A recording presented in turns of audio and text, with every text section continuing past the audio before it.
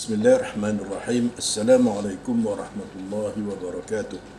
Alhamdulillahi rabbil alamin wassalatu wassalamu ala asyrafil anbiya'i wal mursalin wa ala alihi wa sahbihi ajma'in. Subhanaka la ilma lana illa ma 'allamtana innaka antal alimul hakim. Rabbi shrah li sadri wa yassir li amri wa hlul 'uqdatam min lisani yafqahu qawli.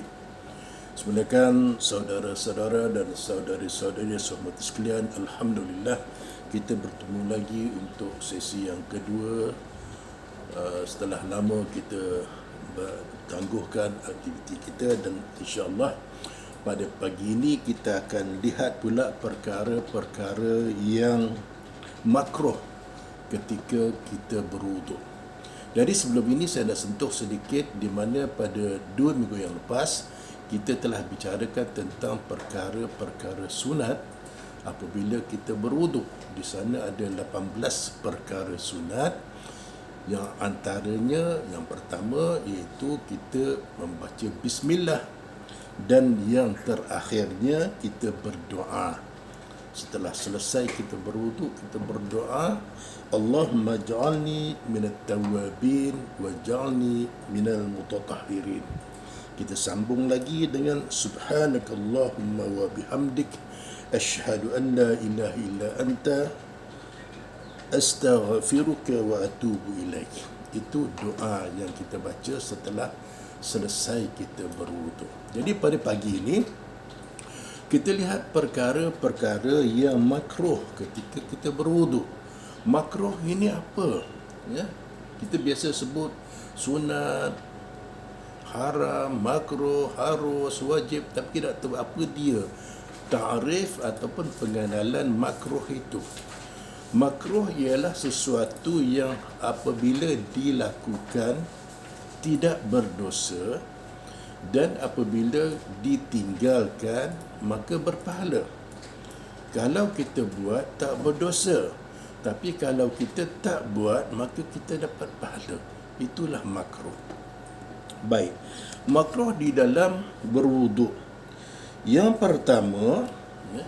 pertama, menggunakan air secara berlebihan ataupun terlalu sedikit.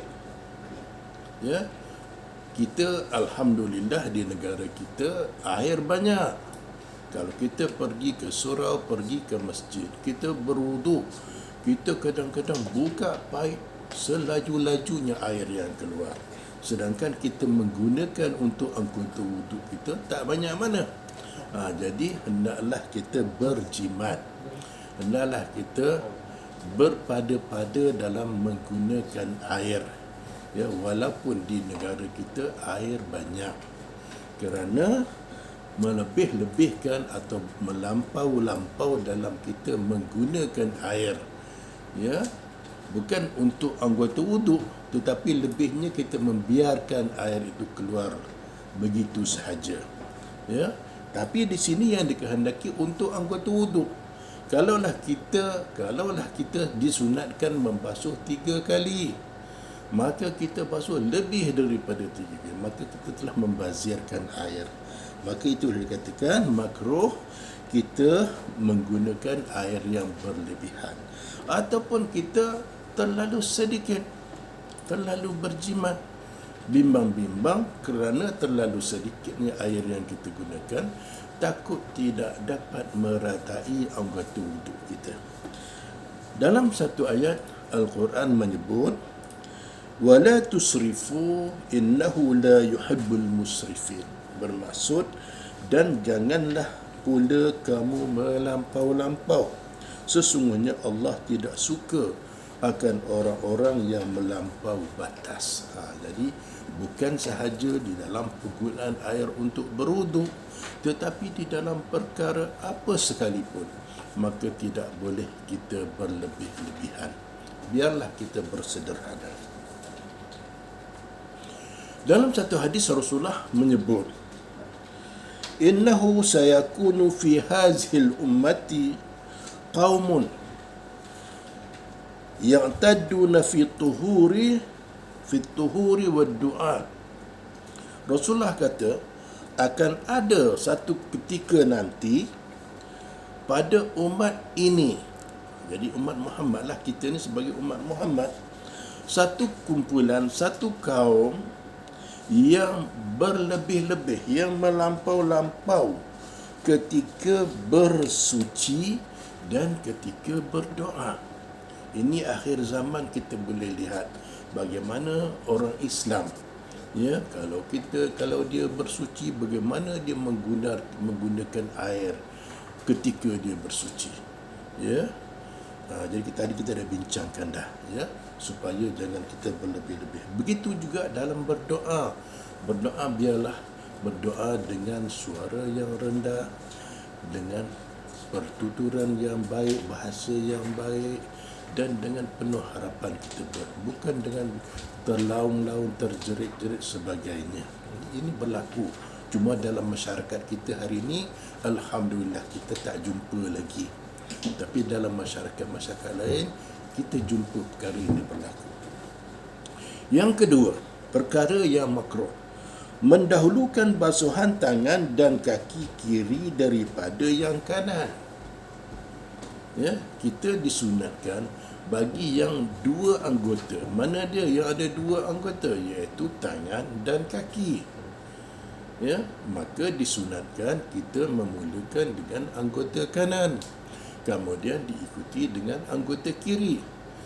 Tetapi tiba-tiba kita membasuh tangan kita membasuh kaki kita dengan kita mendahulukan tangan kiri ataupun kita mendahulukan kaki kiri.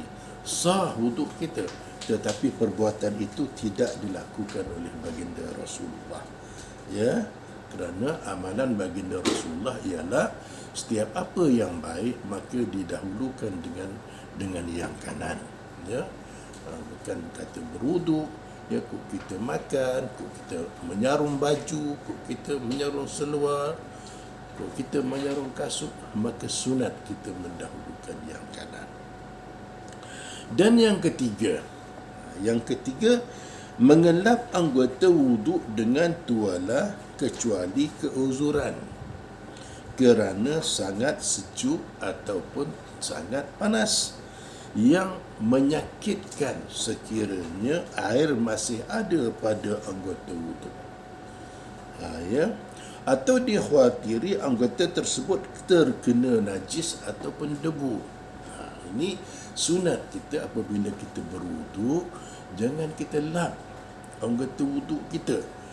Dulu kita dah bincangkan tentang sunat. Waktu kita berwuduk, maka kita biarlah lebihkan sempadan anggota wuduk. Kok kita basuh muka, walaupun sempadan daripada gigi rambut sampai bawah dagu, sunat kita lebihkan. Begitu juga tangan sampai ke siku, sunat lebihkan. Kerana Rasulullah kata anggota